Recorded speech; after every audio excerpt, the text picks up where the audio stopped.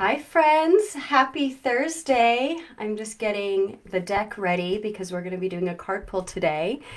I'm so happy to be here. Hello. Happy Thursday. Happy February. I can't believe we are already in the month of February. This is going by really fast. The older we get, it just seems like time is going by really fast.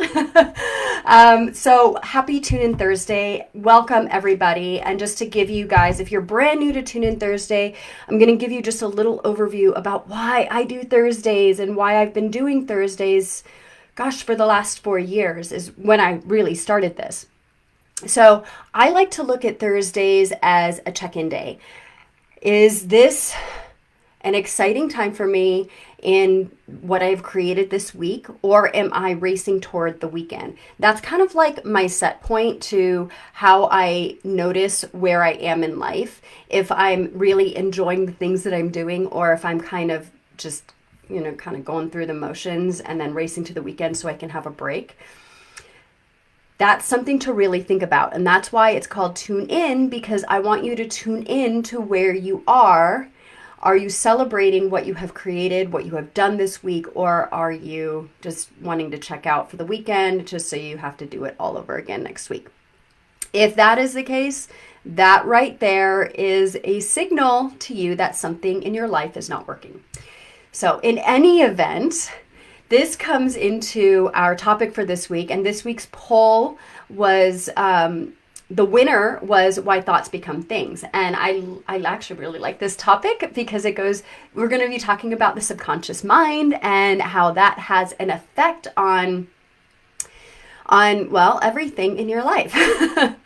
So thoughts are DNA of the universe. And guess what? Just because we are in human form, I've got my pigtails today. I'm like Pippi Longstocking. Did I just age myself for those who know who Pippi Longstocking is? But looking at our entire beings are, well, we're energy. We are made up of millions and billions of cells and molecules. And I'm not going to claim that I'm a scientist. I am not. But I know that all of this is the body that I get to live in. And DNA is running through us. Guess what? Thoughts are DNA that are running into the universe. Everything is vibration. And I want you to think about this. This is really interesting. Everything is created twice. Everything. First, it has to become a thought before it becomes a thing. And this was taught to me by my first mentor.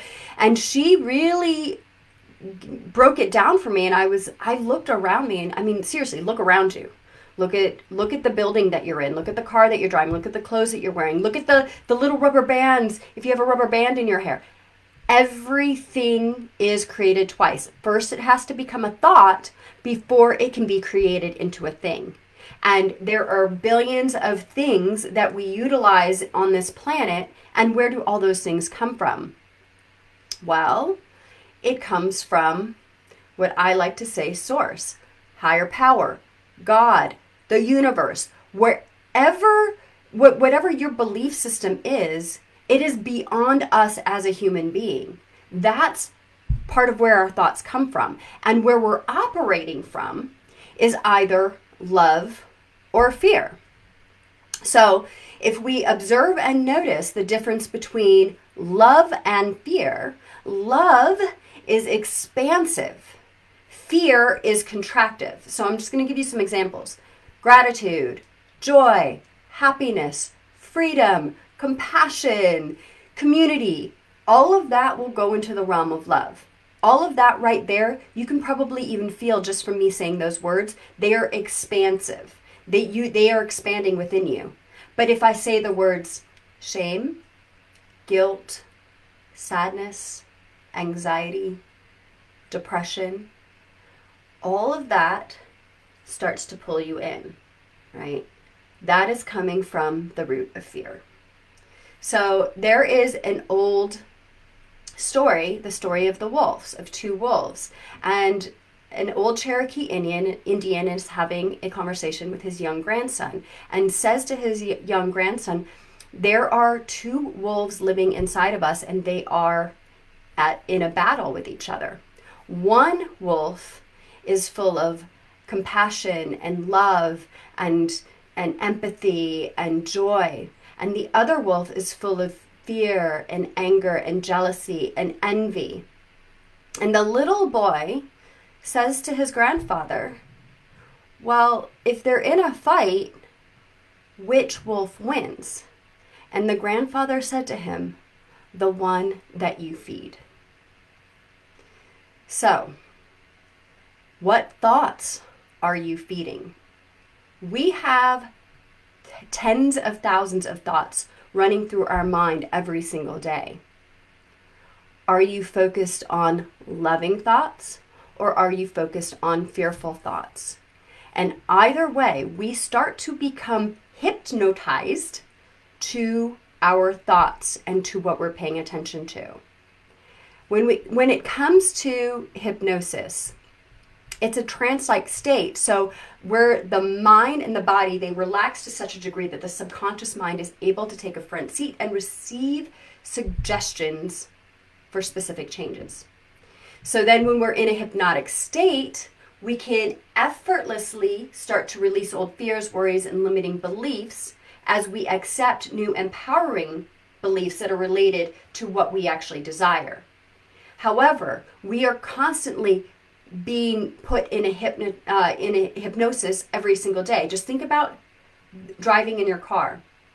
You've probably been driving for a really long time, so you don't necessarily need to be driving and paying attention to your foot on the gas, your hands on the steering wheel, if there's music playing, where your shifting is, if you have a stick shift, or where your gears are. You're not having to pay attention to all the things as much as you used to when you first began driving, because you've become more accustomed to it. It has become more innate in you. That is, in a sense, a state of hypnosis. Now, we can go even further to say that a state of hypnosis is also if you're taking the same route every day and you find yourself zoning out, and let's say you leave work and you get home and you're like, whoa, I wasn't even present that entire time I got home. That right there is an indicator that you are allowing your thoughts to take over your being. You are no longer allowing yourself to have that kind of control because you are being hypnotized, right? And when we look at hypnotism, I want you to look at everything around you. We are constantly being hypnotized with television, with what we're listening to on podcasts, on the radio, on the news, on what we're reading, and I've talked about this, on the things that we're speaking about, on the people that we're listening to, right? Our friends, our family. We are constantly being hypnotized. And if you notice the way that people use their languaging, right? If we're around a bunch of negative people, what do you think is going to happen to us? We're going to start to become negative because we are going to start operating on a vibrational state. Our thoughts are going to start going towards negative thoughts. And it's whatever we focus on grows. So that's where hypnotherapy comes in, because it's almost like we are constantly being hypnotized without even realizing it. So why am I even talking about hypnosis today? Because it has a lot to do with our subconscious thoughts. Everything that we are operating from comes from the subconscious. If you look at an iceberg, we've got 10%, which is our consciousness. This is our logical mind. And then 90%, which is below the water of the iceberg, and that is where we are actually operating from. That's where everything is coming from. And this is internally our core belief system. So what's really fascinating, because as you guys probably well know at this point, I am studied in hypnotherapy. I actually perform hypnotherapy on my clients, and it's amazing. I perform hypnotherapy on myself even. And here's the interesting thing about hypnosis, that there's a study done in the American Health magazine that there's actually a 93% success rate after 6 sessions of hypnotherapy if somebody is going in to clear something, to go into, like if you're looking at psychoanalysis, behavioral therapy, and hypnotherapy, There's a 93% success rate only after 6 sessions. Why? Because it goes straight into the subconscious. Whereas behavioral therapy, there's a 72% success rate after 22 sessions. And psychoanalysis, there's a 38% success rate, and that's after 600 sessions. So hypnosis, what I've seen there's a lot of fears around hypnosis. People think that hypnosis is mind control, is, putting that little clock in front of you and saying, cluck like a chicken, when I do this. Okay, is an entertaining form of hypnosis, but that is not hypnosis. It is not a loss of control. It is a state. It is not a state of unconsciousness. It is not a state of sleep. And it's definitely not the entertainment, what I just shared with you. It is a state of relaxation where your body goes to sleep. Your mind is still very aware. It's very much like a meditative state. And it's just like the one I explained to you about driving your car, right? And this is where you have the state of total control. When you are in hypnosis, if you're under, right, you actually get to bypass your conscious mind and speak directly to your subconscious mind. So this has everything to do with our thoughts. Everything. So notice, this is where you start to notice what you are noticing. How easily you get sucked in to gossip and conversations, TikTok and Instagram or Facebook, how you get sucked into watching TV and binge watch and then realize as 4 hours just went by and you're like, where the hell did the time go? Because you were under a state of hypnosis. You got put into that trance state, right? So what is really fascinating is something I'm going to be sharing with you in just a moment, but just looping back for a moment, that you want to pay attention to where your thoughts are being guided to. And look, you have, like I said, tens of thousands of thoughts per day, so you're not going to be able to guard all of them, but you want to pay attention and, oh, whoa, I'm noticing myself going into that negative state. I have to pull myself back over here. If we stop paying attention to ourselves and we stop paying attention to how we are feeling, we are thinking, we are being, we're going to go straight into a negative state of hypnosis, and that is not going to serve you.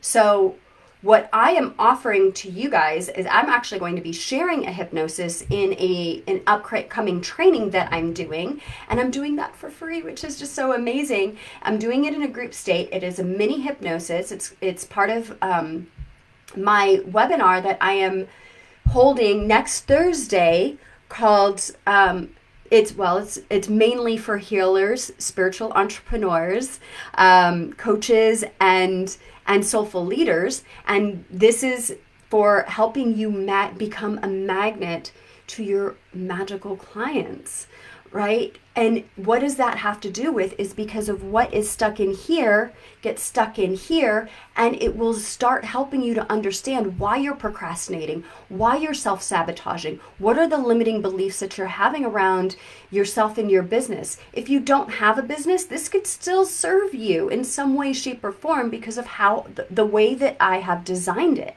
So I highly suggest you join. I'm going to be putting the link here in the comments so you can absolutely join, and I would love to have you. But it is called Manifest Magical Clients, and this is a free training that I'm doing next Thursday night at 5 p.m. Pacific time, and I would love for you to join because I think that you can get a lot out of it, and you can get a taste of what hypnosis is all about. And if I may say so myself, this is one of my favorite things to share with people because I absolutely love leading meditations and leading hypnosis. I truly have embraced my gift with it, and I get to share it with you. So take advantage of that.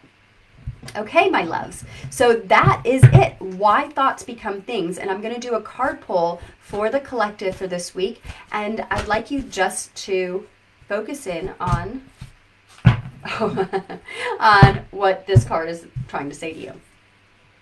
Life review. I'm not surprised. Okay, these cards just don't lie. So it is saying take inventory of your life, and resolve to change or heal anything that is unbalanced. You can take this for what it is, and I want you to sit with that and feel free to join what I'm offering to you, because it's going to be awesome, and I would love to serve you in that way.